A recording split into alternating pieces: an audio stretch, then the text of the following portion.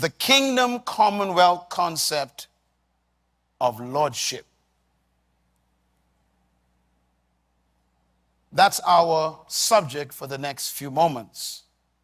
The kingdom commonwealth concept of lordship. Every word in this topic is important. The kingdom is the number one subject of the Bible. It is the most important subject on earth, and it's the only message that Jesus preached. Commonwealth is the concept that only exists in kingdoms, and it's the definition of the economy of a kingdom. It's called commonwealth. Concept has to do with idea. What is the idea of the concept in a kingdom of the most important word is lordship? Everybody say lordship. Say it again. Now I want to begin with a couple of statements that I want you to write down quickly as much as you can. And here's the first one. The most powerful human motivation on earth is self-preservation. Every one of the 7 billion humans on earth are motivated by self-preservation. No matter what you tell me, you are basically looking out for yourself to preserve yourself. And that's the general motivation for all humans. So my question then is, what is the hierarchy of human need? What do humans call preservation? There's a man named James Maslow. Those of you who studied behavioral science would know this. When I was in college, we had to study this guy. He did some research, some of you may be aware of it, where he wanted to find out what motivated human behavior, all humans. And his conclusion is that all humans are motivated by the same set of needs. He listed the needs, but he also listed them in order of human priority. That's why it's called the hierarchy of needs. Hierarchy means it is prioritizing the list. So what did he discover that every human is motivated by? Number one, he said the number one motivation of human beings is the need for water. Water.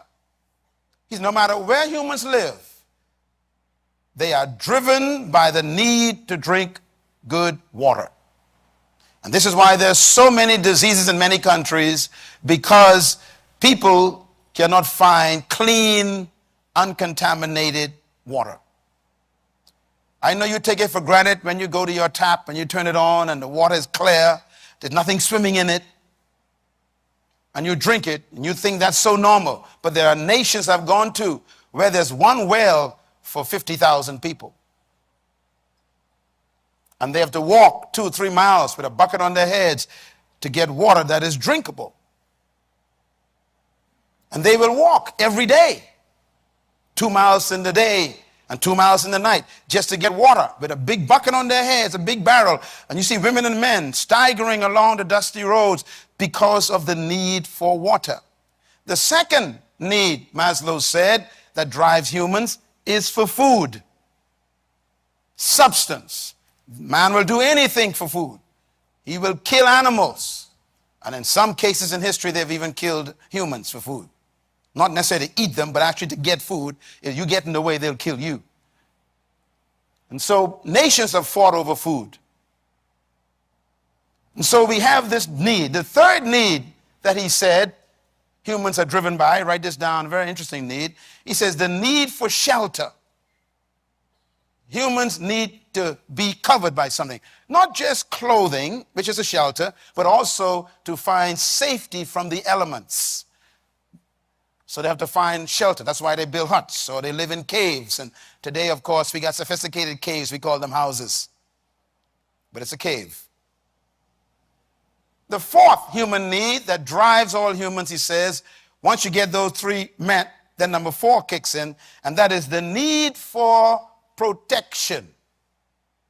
Well, it makes sense, you know. If you have water and you have food and you got a house to put them in, then you got to what? Protect them. So the human need to protect itself from anyone taking what it has is a need every human has. That's why you have doors with locks. You got windows with locks. Some of you got many locks on your doors and windows. You got locks in your car. You got locks in your briefcase. In other words, we lock up things because we want to preserve them.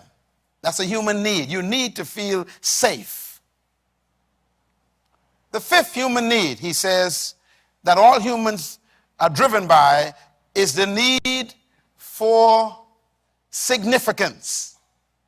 After you got your food and your water and your house and you got your protection, now you start to think about how important am I?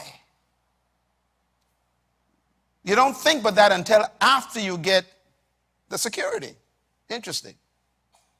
And then Maslow said the last need that every human is driven by is the need for, I'm going to give you his term, self-actualization. Self-actualization. What he means by that is the need to feel that you have purpose in life. Self-actualization. Now, these are the needs based on scientific study that humans are driven by. We are driven by the need on that list. And by the way, he said the list is in order of importance. Well, question. How do you get water, food, clothing, house, protection, security, and significance? You get them by the economy. Think for a minute.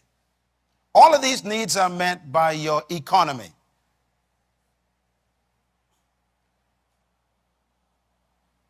The economy is the most powerful system on earth because the economy provides self-preservation. And self-preservation is what motivates all humans. Jesus Christ is an economist. I repeat it again. He is the number one economist I've ever seen in history because he understands Maslow's theory, but he disagrees with how to get it met. As a matter of fact, Jesus Christ taught that our motivation is correct. He began like this. Why do you worry, he says, about your life? What you will drink, what you will eat, there's Maslow, what you will wear, where you will live. He starts the list. So he agrees that those are the things you think about. What he doesn't agree with is how you are trying to get those needs met. That's the economy side. The economics of our world says if you want water and food and clothing and houses and security, then you got to get a job, a good education, go to work hard, collect a paycheck, and then you buy water, you pay for food, you buy a house, you rent an apartment, and you buy some locks. Now, therefore, that means then that for you to be successful on earth, you got to make sure that you always got a job. And there's your problem. That's where it starts. Well, let's get a little deeper. First, you got to get education to get the kind of job that could buy you enough water for your 10 children. Huh? So now you got to pray that the economy that you are depending on to meet those hierarchy of needs doesn't collapse. And what's happening today is the economies that we depended on are collapsing. So people now are afraid as to whether they will have water or food or to keep their clothing or to keep their roof over their heads or to provide even security